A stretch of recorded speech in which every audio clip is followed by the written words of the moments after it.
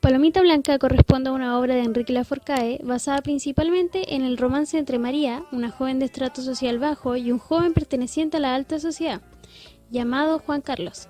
Escrita durante la época de elecciones de los años 70 en Chile, se caracteriza por mostrar la creciente polaridad política y el grave conflicto social que estaba sufriendo el país durante ese periodo. Por muchos es considerada una historia de amor, aunque bajo mi percepción es lo que menos tiene.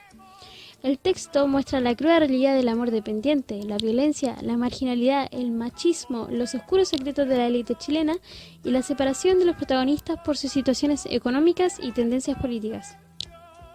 El autor de esta obra es Enrique Lafourcade, de nacionalidad chilena y perteneciente a la generación de 1950. En su juventud estudió filosofía y artes, pero con el paso de los años se dio cuenta de que su verdadera vocación era la literatura. Llevó a cabo una obra cuantiosa a lo largo de toda su vida, aunque la más conocida es Palomita Blanca. La corriente literaria a la que corresponde esta obra es el realismo. Algunas obras más conocidas de este movimiento son Ana Karenina, Madame Bovary, Crimen y Castigo, Martín Rivas, por mencionar las más conocidas, entre otras. Lo que caracteriza a estas obras son los siguientes aspectos. 1. Búsqueda de ilustrar una realidad político-social. En esta obra se ve representado claramente porque el medio en el que se desarrolla es de polaridad política y conflicto social. Las obras realistas buscan que los personajes representen una época, una clase social, etc. Por ejemplo, en el caso de Martín Rivas, el protagonista es el estereotipo de joven pobre, pero distinguido, esforzado y ambicioso. En el caso de Palomita Blanca se puede ver a María como la representante de la clase trabajadora y a Juan Carlos como la viva imagen de la alta sociedad. En el realismo, el autor reproduce y denuncia los males que aquejan a su sociedad. Un ejemplo de esto es la obra de Víctor Hugo llamada Los Miserables, que se enfoca en la corrupción de la ley, la política, la ética, la justicia, la religión, entre otros temas, en un contexto de revolución. En el caso de esa obra sería la Revolución Francesa. En el caso de Lafourcade, representa la precariedad, la pobreza, el enfrentamiento político, la lucha de clases, los cambios sociales y, en general, los problemas que atribulaban a la sociedad chilena de los 70. Esto también en un contexto como de revolución, entre comillas. Creo que una de las características principales del realismo reflejado en esta obra es el lenguaje utilizado. En esta corriente literaria es común que se reproduzca el habla popular, y en el libro la jerga empleada es muy propia de nuestro país, con el uso de chilenismos, de palabras acortadas, de lenguaje coloquial, etc. Como ejemplo, un fragmento de la primera página. No quiero leer el fragmento completo para no alargar el video, pero está en pantalla y yo destaqué los puntos que considero más importantes para explicarlo del lenguaje coloquial. Por ejemplo, la parte donde dice la Telma estaba más entusiasmada. En ese caso debería decir Telma estaba muy entusiasmada, pero en Chile es súper común que se le ponga el más junto a una característica o un adjetivo con el fin de realzar o exagerar un poco la expresión. También cuando le dice puras chivas, esa es una palabra que se originó aquí en Chile que significa mentiras, o sea que chivas son mentiras. También, por ejemplo, la parte de cómo te llamáis, que en realidad debería ser cómo te llamas. Pero también aquí en Chile pasa mucho que las palabras que terminan con S le ponen una I al final. También pasa con el Yapu, María Ignacia, que debería decir ya pues María Ignacia, pero es como una costumbre aquí en Chile poner palabras acortadas.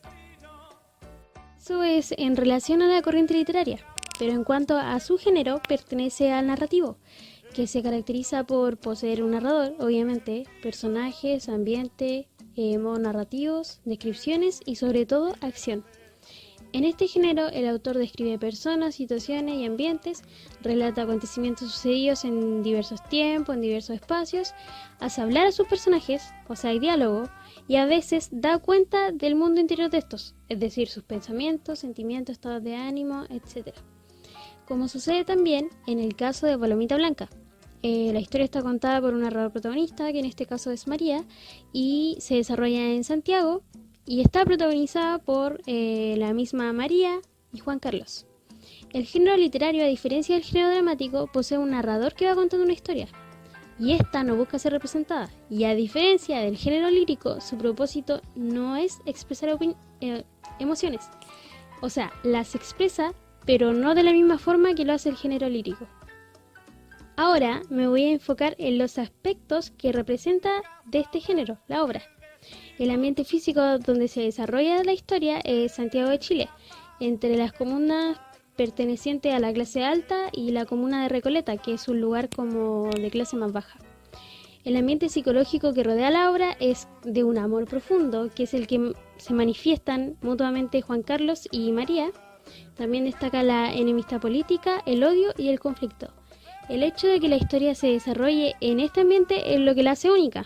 De no ser por el entorno en el que se desenvuelven los personajes, quizás Juan Carlos y María nunca se hubieran conocido en primer lugar. Creo que este factor es el que hace a la novela tan realista y es la razón por la que ha trascendido en el tiempo. Los personajes principales son María y Juan Carlos, aunque hay algunos personajes secundarios que nombraré a continuación junto a sus características. María. En lo que respecta a lo físico es delgada, morena, es alta y tiene ojos verdes.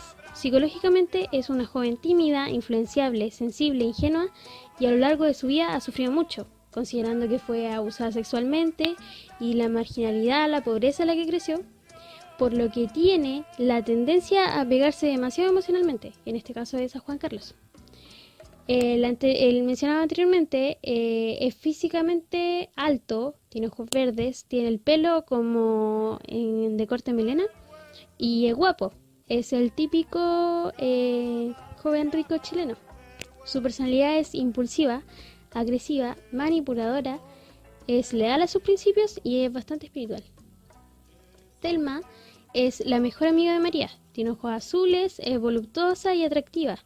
Su forma de ser es un poco arrebatada y descontrolada, pero es buena amiga con María.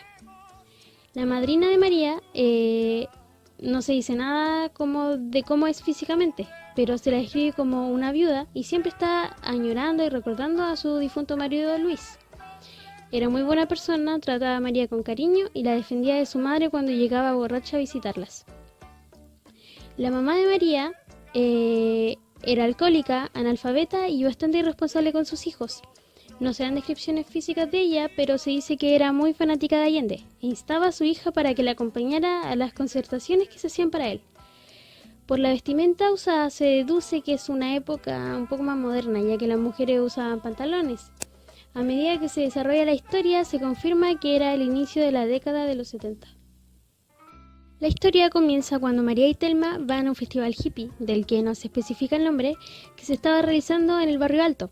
En el camino, unos jóvenes se les ofrecieron para llevarla en un auto. El conductor era Juan Carlos, pero él no le dirige la mirada a María en todo el camino. Al día siguiente, la protagonista se encuentra con Juan Carlos nuevamente, quien ofrece a María dar un paseo. La lleva a la playa y le habla por primera vez sobre Silo, la secta religiosa de la que él era parte. Juan Carlos también la lleva a conocer a su casa después de eso. Desde ese instante, María cae en un profundo enamoramiento por el personaje en cuestión y desea en todo momento que la llame, que la vaya a buscar, que le escriba cartas, a tal punto que se desgasta física y emocionalmente. Era época de candidaturas y la mamá de María la llevaba a concertaciones de Allende, y un día, de vuelta de ellas, Juan Carlos vuelve por María para llevarla a una reunión de Silo.